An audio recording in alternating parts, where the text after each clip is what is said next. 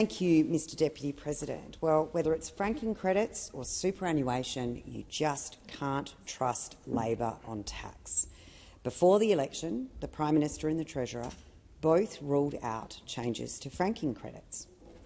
Before the election, the Prime Minister and the Treasurer ruled out changes to super, and I noticed in Senator Hanson's contribution she asked whether the Labor Party had learnt their lesson from the 2019 election. I think they maybe did learn a lesson, and the lesson was in 2019 they were up front and said we're going to change franking credits. And the lesson they learnt was, let's not tell them this time. We won't tell them. We'll wait till they elect us, promising not to change them, and then we'll change it. It's like a flashback to, oh God, I've got a blank on his name, Sung for Midnight Oil, was a member of the other place. Remember he said he was caught on camera, don't worry, we'll change it all after we get in. This is exactly what we're seeing yet again. Peter Garrett, there we go. But, yep, here we are. They just can't help themselves. It's completely in their DNA to just simply tax you more. They can't have their higher spending agendas without increasing their taxes. And Labor constantly talks to us about the top end of town. But look around you. Wake up to yourselves. Your policies to date have only hurt small business owners and battlers. You've eroded Middle Australia, and in fact it's almost worse than that. You have created a working poor, and that working poor is consistently growing under this government's inability to rein in inflation, to rein in cost of living pressures, and are putting families who have two working parents on average incomes in a position where they can't afford to keep a roof over their head and food on the table. And now we know they're going to be hit again with increased taxes. But, they talk to us about the big end of town, and we heard Senator Wong the other day, or Senator Farrell, listing off the name of big companies they were trying to support. And then we heard that under the referendum, all the big companies coming out to support them. We do know who is cozying up to the big end of town. And this is all happening at a time when the banks are also recording record profits, more than $7 billion for CBA, ANZ and Westpac.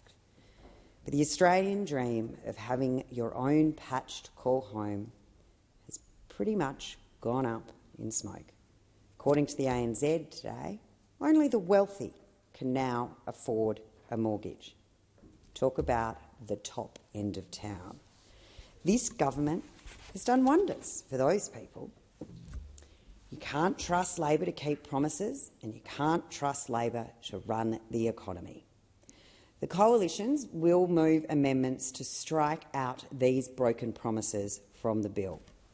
But if the government doesn't accept these amendments, we will not be supporting this bill, because it is just another broken promise from the Albanese government.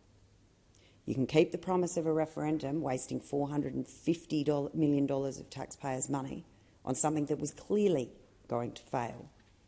But you can't keep the promise of lower power prices. You can't keep the promise of easing cost of living pressures. So enough is enough. It's a cost of living crisis, but Labor's priority seems to be only coming after your money.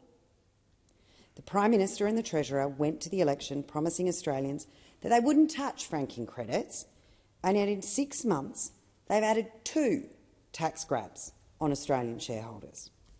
And this is just another tax on super, another tax on retirement savings, and another broken promise on tax. Whether it's franking credits or superannuation, Labor can't control its spending, so it's going to go after the hard-earned dollars of Australians to pay for its pet projects, spending taxpayer money at odds ideologically with 2/3 of the country, and only to virtue signal to your inner-city elites while real Indigenous Australians who need help continue to be ignored. Then, to add insult to injury, you vote down 2 inquiries into land councils and sexual abuse. Then you have the audacity to stand here and act like you care about the plight of innocents in the Middle East. You can't even muster enough energy to care about your own people who you have a duty to serve. Labor promised retirees and shareholders that after the 2019 election franking credit chambers were off the table. False promises again. Currently, companies that undertake off-market share buybacks and capital raisings can offer franking credits to investors. But under Labor's laws, they won't be able to do so. Labor's budget is clear that this is a tax that will raise $500 million. And we know from Treasury's tax expenditure and income statement that this disproportionately hits Australians over 75, not-for-profits and Australian super funds, who will no longer be able to access these credits. So work hard all your life, contributing to this country, only to get shafted by this government for all your efforts. On the 1st of January 2021, the West Australian reported that the Prime Minister said, "We will not be taking any changes to franking credits to the next election." On the 30th of March 2021, the Prime Minister on ABC Radio said, "We won't have any changes to the franking credits regime, which is there."